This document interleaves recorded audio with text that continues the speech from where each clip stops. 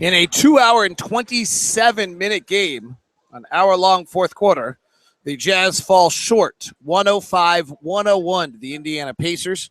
And the Jazz really had to overcome, I think, nerves. They just fell behind 31-16 in the first quarter. Dante Exum got the start tonight. He might be as cool as a cat and all that, but he's still 19 years old. And a year ago, he's playing Australian high school kids, and he got an NBA start, and he looked like it. 1 of 6 from the floor. Quinn Snyder said, I have high expectations for him, but he can't disappoint. I don't think the expectations were met, but he didn't disappoint. Well, you got to look at it that way because you know the potential of this kid. You know that he does a lot of things well, but inexperience right now is something he does.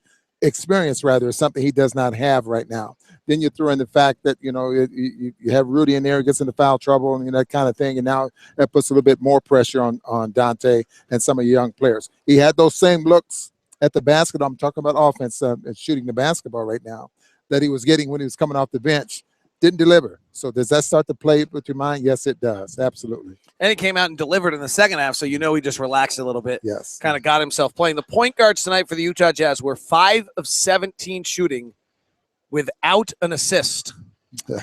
That's should not happen. But it was obvious that Coach Snyder decided, okay, the way we're going to get through with this, we have to put the ball in Joe Ingles' hands, and he got it done for us. So let's talk about Joe tonight. 8 points, 9 rebounds, 7 assists, 2 steals out of Joe tonight. He really sounded like, I used the quote twice in the game, David Blatt, the now head coach of Cleveland, of Maccabi Tel Aviv, when he signed him, talked about this versatile player, could come off the pick and roll and create and do all these sorts of different things, this kind of well-rounded European player, and they were very excited to have. That's the guy we saw tonight. Well, and 37 minutes out there on the floor, which meant that they had to have him out there on the floor.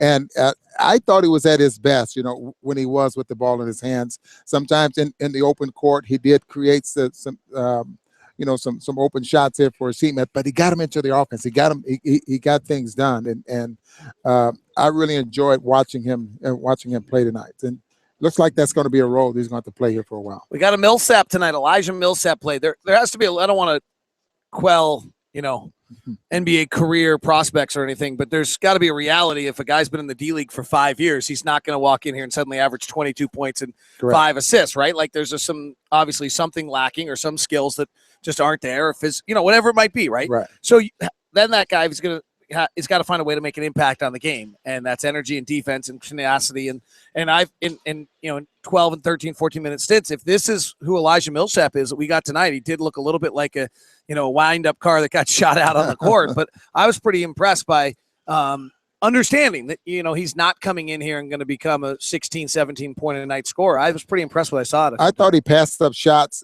intentionally. Shoot the basketball, didn't want to come into this on this team gunning, and shoot his way off the team, just trying to do other things, rebound, get some assists, that type of thing. And then you have to take in consideration, David, he didn't know what he plays. He was getting confused out there. And so I think he can give you more than what he gave you tonight. And what a guy like that coming out of the D-League, playing in so many different countries right now, all they want to do is get on a roster and stick. You know what I mean? Be the 10th guy, okay, that's fine. But get some years in the NBA and call it a day. 5 rebounds, 4 assists were what impressed me from Elijah Millsap's 18 minutes on the floor tonight. Those are the kind of things that you're looking for. And the Jazz got big-time performances from Derek and Gordon.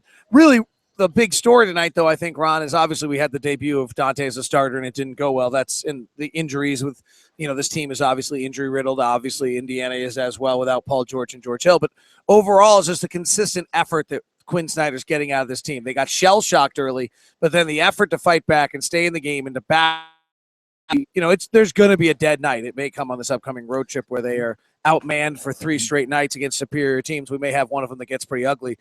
We're not going to you can't give it 82, but we're getting a lot of effort out of these guys right now. We had, again, referring back to the caller, the question that was referred to me about coach's impact. And I thought we saw that from both sides of the floor tonight with Vogel and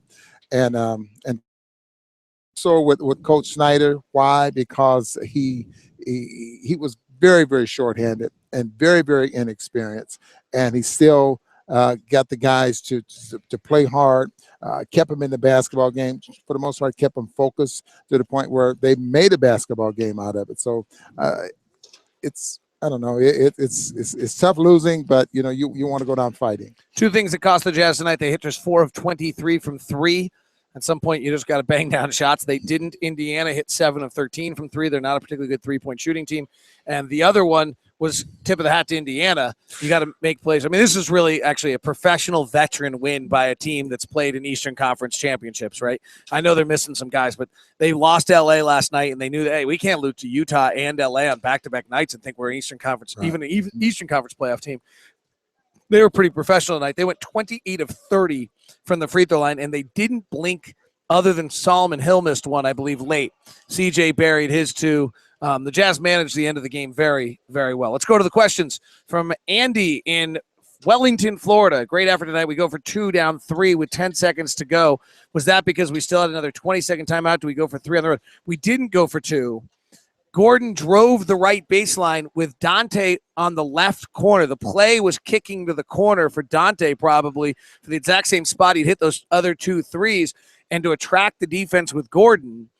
And then Indiana, who's well coached and veteran, knew the minute a guy comes inside the 3-point line, up 3. Yeah. And so that's the risk you took by playing that one inside the 3-point line, was that Indiana could foul.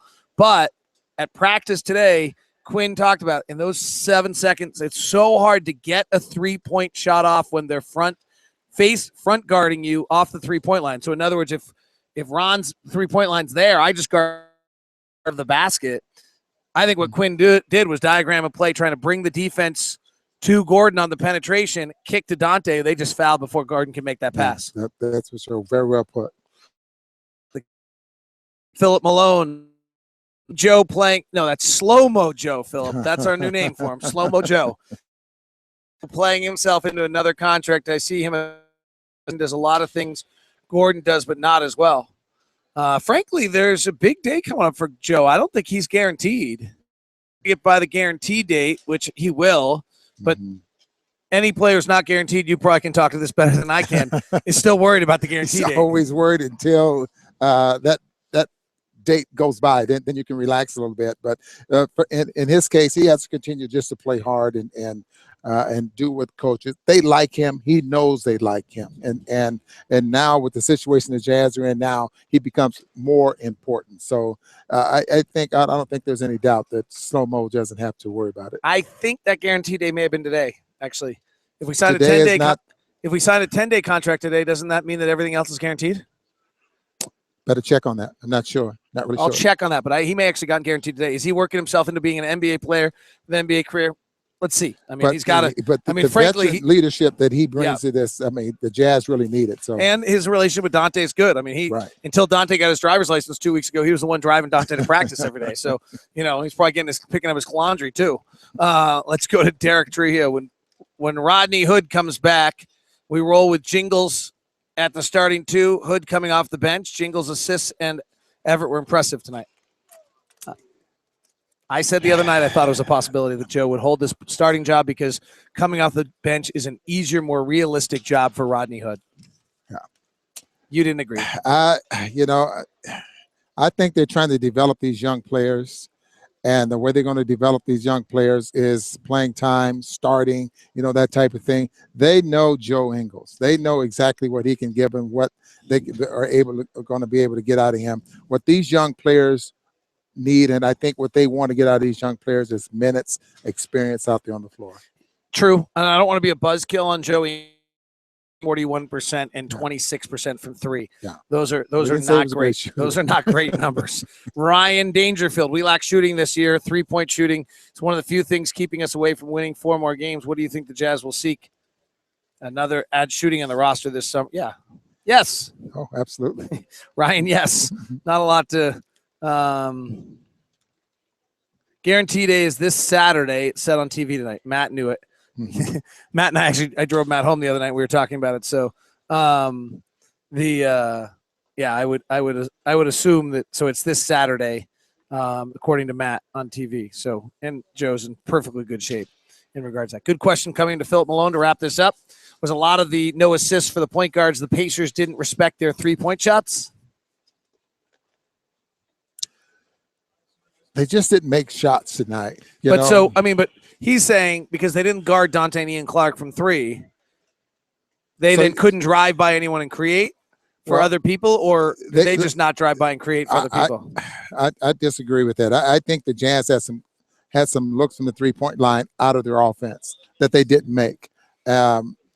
Even the second to the last play of the ball game there that the Jazz ran from the out of bounds, Gordon had a 3-point shot out of that. Wide open look. I just think they didn't make those threes. I think if Dante would have knocked down those couple of threes in that first quarter, and maybe that was by design there for the Pacers, to give up the 3 to the young kids and see if they can make them. I'm not really sure, but whatever the case there, David, Snyder wants those 3-point shots, and you got to make them. Special thanks to Devin. I'll show this tomorrow as well. Awesome. What's that say? Wake up. Your coffee. Like is such a wrong word for that. Have a good night and be safe.